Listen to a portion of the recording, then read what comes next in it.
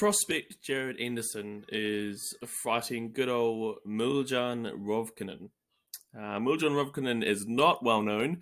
I think from what I've seen, the biggest fights he's had was against Alexander Dimitrenko, a fairly subpar Russian fighter, and that was contested as a draw. That was a boring fight to watch, I can tell you that right now.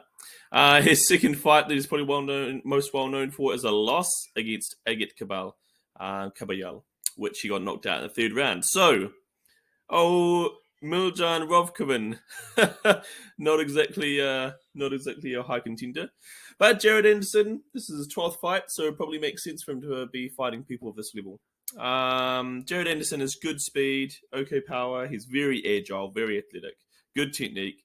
I don't think that once Jared Anderson finds his range, I don't think that Rovcanin, keep pronouncing his name wrong, I don't think that Rovcanin is going to be able to handle his speed and the power that's going to come behind that velocity.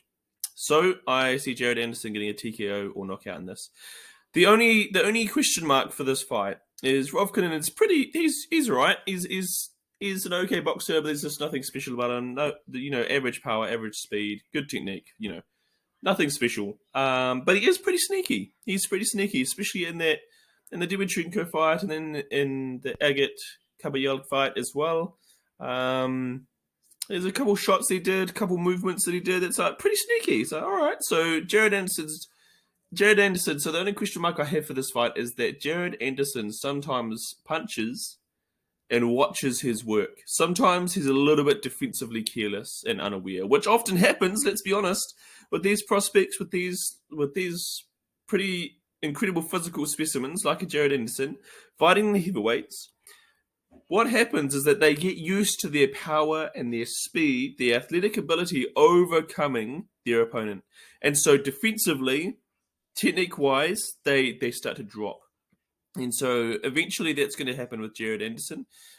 His defensive capabilities, his defensive awareness, his respect for his opponent, actually being able to take his power and punch back, those things are going to become more and more obvious. And that's why, I think Jared Anderson's an incredible athlete, but that's why I'm not convinced that he's the next, let's say heavyweight world champion that everyone seems to be making him out to be. I'm just not, because we haven't seen him face anyone of even a third tier caliber. Let's be honest.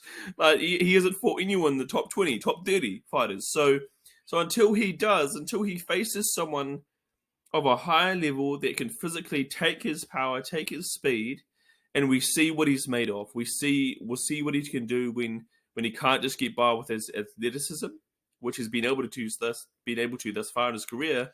I think we need to hold off judgment, and I'm certainly holding off my judgment. But in this fight against Miljan Rovcanin, I think that Jared Anderson comfortably wins. Only other note I'll make is that I thought, just looking at them, Rovcanin would have been heavier, but he's not.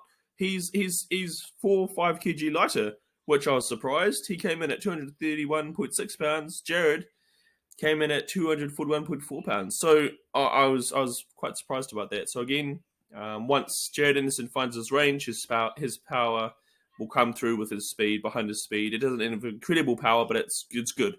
And I think that he'll start catching Rovcanin, and it will be over. My prediction: KO, TKO in 3-4 rounds. That's my prediction for this fight. Thank you guys for listening to Hands Up Boxing. You can also follow us on Facebook and on Instagram. Instagram is Hands Up Boxing 7 because Hands Up Boxing was taken by other accounts. But you can find us on Facebook as well. We'll be back with more views, opinions, discussions, analysis, and predictions. Remember, keep your hands up, eyes forward, head, chin down. Let's go.